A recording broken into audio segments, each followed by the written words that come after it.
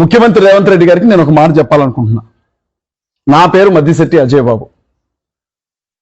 కాంగ్రెస్ పార్టీలో ప్రచార కమిటీ రాష్ట్ర సమన్వయకర్తగా నేనున్నాను. జరిగినటువంటి ఎన్నికల్లో కాంగ్రెస్ పార్టీ గెలుపు కోసం అహర్నిశలు కష్టపడినటువంటి వ్యక్తుల్లో నేను కూడా ఒకరిని. ఏ రోజు ప్రభుత్వం ఏర్పడ్డ తర్వాత ఒక నామినేటెడ్ పోస్ట్ కోసం కానీ మరేదైనా ఒక చిన్న పదవి కోసం కానీ నేను ప్రయత్నం చేయలే. పార్టీని నా భుజాల మీద మోసాను. ఎప్పటికీ 21 రోజుల క్రితం నా ప్రాణానికి ప్రమాదం ఉంది, నన్ను చంపాలని ప్రయత్నిస్తున్నారు, నన్ను చంపుతామని హెచ్చరిస్తున్నారు అని చెప్పి ఖమ్మం డిప్యూటీ కమిషనర్ గారిని కలిసి నేను కంప్లైంట్ చేశాను.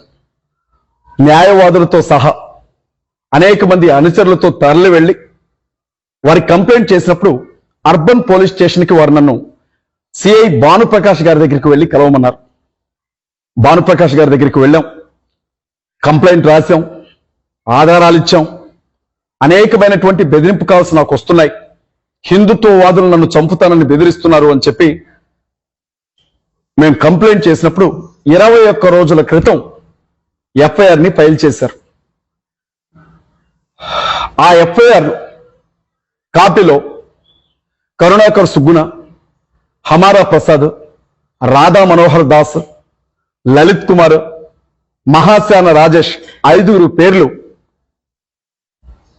రాయడం జరిగింది. మేము వాళ్ళ అనుచరులు నన్ను బెదిరిస్తున్నారు, నన్ను చంపుతానంటున్నారు అని చెప్పి ఆధారాలతో సహా మేము కేసు నమోదు చేసాం, కంప్లైంట్ ఇచ్చాం. ఈ రోజు వరకు కూడా ఆ కేసు గురించి పోలీసులు పట్టించుకున్న దాఖలా లేదు.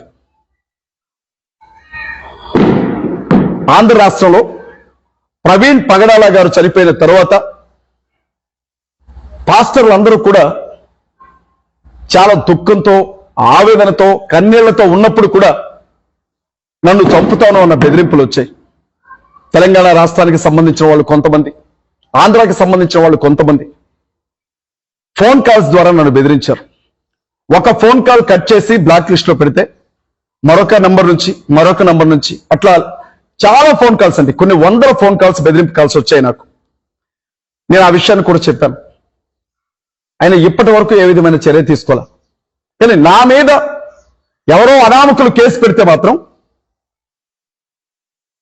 అర్ధరాత్రి దొంగను పట్టుకొని వెళ్ళడానికి వచ్చినట్లుగా పోలీసులు రాత్రిపూట వచ్చి నన్ను అరెస్ట్ చేసి తీసుకొని వెళ్ళి రాత్రంతా టాస్క్ ఫోర్స్ ఆఫీసుల్లో ఉంచి స్టేషన్లో తిప్పి ఒక గజదొంగకో హంతకుడికో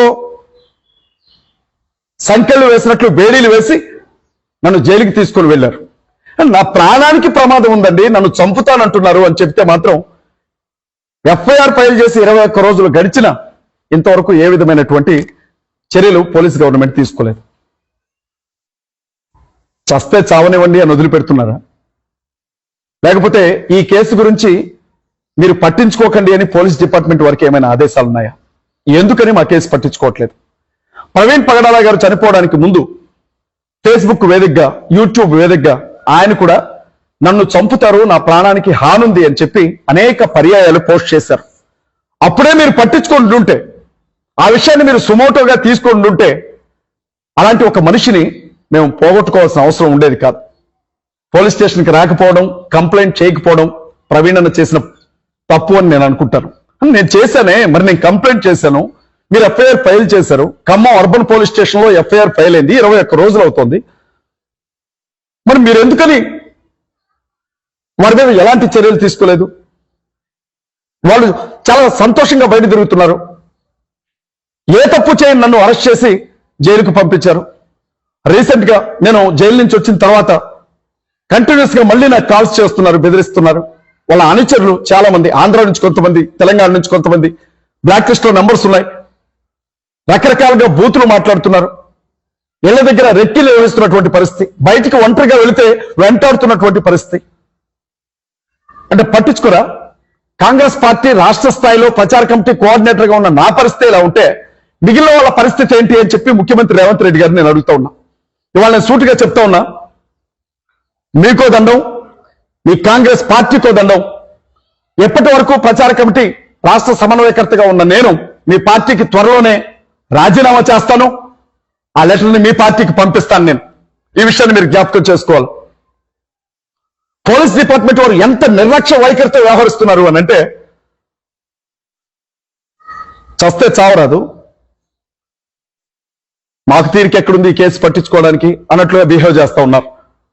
అంటే పాస్టర్లకి ఏ విధమైనటువంటి రక్షణ ఉండదా? దేవుని సేవ చేసే వాళ్ళు క్రైస్తవులైతే మా ప్రాణాలకు ఎలాంటి విలువ ఉండదా? మమ్మల్ని మీరు పట్టించుకోరా?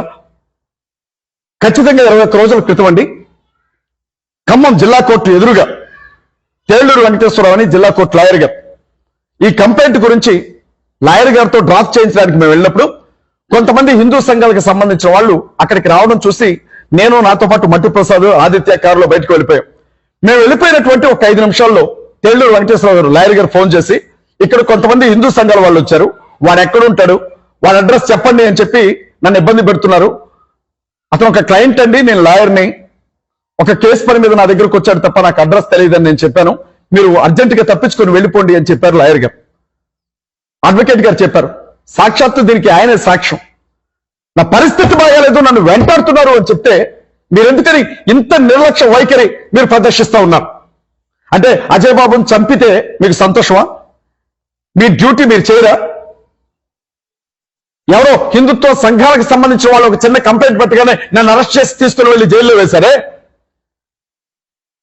ఫేస్బుక్ వేదికగా, యూట్యూబ్ వేదికగా నెక్స్ట్ నువ్వేరా, నెక్స్ట్ నిన్నేరా చంపేది అనుకుంటూ అన్ని కంప్లైంట్లు పేపర్ ఆధారాలతో సహా తీసుకొచ్చి మీకు ఇస్తే మీరు ఎప్పటి వరకు ఏం చేశారు? మీరు వాళ్ళు పిలిపించారా? వాళ్ళకి నోటీసులు ఇచ్చారా? వాళ్ళని అరెస్ట్ చేశారా? కనీసం వాళ్ళు రమ్మని ఒక ఫోన్ కాల్ చేశారా? మీరు ఎందుకు పట్టించుకోవట్లా? జిల్లా కమిషనర్ గారు ఏమైనా ఈ కేసు పట్టించుకోవద్దని చెప్పారా? డీజీపీ గారు ఏమన్నా ఆదేశాలు ఇచ్చారా ఈ కేసు పట్టించుకోవద్దని? లేకపోతే నేనేమైనా అబద్ధం చెప్తున్నాను అనుకుంటున్నారా? నేను చచ్చిపోతే తప్ప మీరు మాట్లాడరా? అర్ధరాత్రి పూట కూడా ఫోన్లు చేసి బెదిరిస్తున్నారు. సెల్ ఫోన్ స్విచ్ ఆఫ్ పెట్టుకొని ఉండాల్సిన పరిస్థితి. బ్లాక్ లో ఎన్ని నంబర్లు ఉన్నాయో చూడండి, నా ఫోన్ తీసుకొని. ఇవాళ సిఎండిఎఫ్ ఫ్యామిలీ సభ్యులందరికీ కూడా, కుటుంబ సభ్యులకి, నన్ను అభిమానించే క్రైస్తవ సంఘాలకు, నన్ను ప్రేమించే నా శ్రేయోభిలాషులకు, నన్ను ఇష్టపడే వాళ్ళందరికీ కూడా ఒకటే మాట చెప్తా ఉన్నా, నాకు నా ప్రాణానికి ప్రమాదం ఉంది, నా ప్రాణానికి ప్రమాదం ఉంది. నాకేదైనా జరిగితే దానికి పరోక్ష కారణం తెలంగాణ పోలీస్ శాఖ వారు మాత్రమే బాధ్యత వహించాల్సి ఉంటుంది. నేను చెప్తా ఉన్నా, ఖమ్మం జిల్లా కమిషనర్ గారు, తెలంగాణ డీజీపీ గారు, ముఖ్యమంత్రి రేవంత్ రెడ్డి గారు వీటికి బాధ్యత వహించాల్సి ఉంటుంది. నేను అనేక సందర్భాల్లో చెప్పాను, మీ బాధ్యత మీరు నిర్వహించమని అడుగుతున్నాం, మీ డ్యూటీ మీరు సక్రమంగా చేయండి అని అడుగుతున్నాం. పోలీస్ డిపార్ట్మెంట్ మీద మాకు పూర్తి నమ్మకం ఉంది కాబట్టి ఇన్ని రోజులు మీ గురించి ఒక్క మాట కూడా నేను మాట్లాడలేదు. ఎంత మొత్తుకున్నా మీరు పట్టించుకోకపోతే చెప్పండి, పాస్టర్లకు ఎలాంటి విలువ లేదు, పాస్టర్లు చచ్చినా పర్వాలేదు, ప్రవీణ్ పగడాల చనిపోయిన తర్వాత యాక్సిడెంట్ లాగా ఎలా చెప్పామో నువ్వు చేస్తే కూడా ఏదో ఒక కారణం చెప్తావని చెప్పండి, మరి ఓపెన్ గా చెప్పండి. లేకపోతే నీ ఏడుపేదో నువ్వు వేడు అని చెప్తే మమ్మల్ని జిల్లా కోర్టుకు వెళ్తాం, లేకపోతే హైకోర్టుకు వెళ్తాం. న్యాయమూర్తుల మీద మాకు పూర్తి నమ్మకం ఉంది, న్యాయ వ్యవస్థ మీద మాకు పూర్తి నమ్మకం ఉంది, ప్రైవేట్ కంప్లైంట్ ఫైల్ చేస్తాం. మీకు వ్యతిరేకంగా వెళ్ళకూడదనే కదా, మీకు వ్యతిరేకంగా మాట్లాడకూడదనే కదా, పోలీస్ డిపార్ట్మెంట్ వారి మీద గౌరవాన్ని బట్టే కదా మేము ఎంతకాలం భరిస్తూ వస్తుంది. అయినా మీరు పట్టించుకోకపోతే మేము ఎవరికి చెప్పుకోవాలి వెళ్ళి? జనసేన పార్టీ విద్యార్థి సంఘం అధ్యక్షుడైతే అజయ్ బాబు నీ సెల్ ఫోన్ తొందరలోనే స్విచ్ ఆఫ్ అవుతుంది అని చెప్పాడు. ఆ ఆధారం సరిపోదా? నెక్స్ట్ చచ్చేది నువ్వేరా, నెక్స్ట్ పోయేది నువ్వేరా అని హమారా ప్రసాద్ అన్నాడు. ఆ ఆధారం సరిపోదా? నెక్స్ట్ అజయ్ గారు అని చెప్పి బీజేపీ నేతలు అంటున్నారు. ఆ ఆధారాలు సరిపోవా? నా సెల్ ఫోన్ లో బ్లాక్ లిస్ట్ లో ఉన్నటువంటి నంబర్లకు ఫోన్ చేసి అజయ్ బాబుకి ఎందుకు కాల్ చేశారని అడగండి. ఆ ఆధారాలు మీకు సరిపోవా? మరి ఎందుకని మీరు లీగల్ గా చర్యలు తీసుకోవట్లేదు పోలీస్ డిపార్ట్మెంట్ వారు? వచ్చే నెలలో 3వ తారీఖున హైదరాబాద్ లో ప్యాట్నీ సెంటర్ లో, సికింద్రాబాద్ ఏరియా హరిహర కళాభవన్ లో హైదరాబాద్ మెగా క్రిస్టియన్ కాన్ఫరెన్స్ మేము ఏర్పాటు చేస్తున్నాం. ఇవాళ క్రైస్తవులకు ఏం జరిగినా, బైబుళ్ళు తగలబెట్టినా, రోడ్ల మీద పట్టుకొని చెప్పులతో కొట్టినా, మందిరాల లోపలికి వచ్చి కర్రలు తీసుకొని కొడుతున్నా, చర్చిలు తగలబెడుతున్నా, క్రైస్తవ ఆడబిడ్డలు నడి రోడ్డు మీద నగ్నంగా ఊరేగిస్తున్నా, ఒక్క పార్టీ మాట్లాడేది ఇవాళ.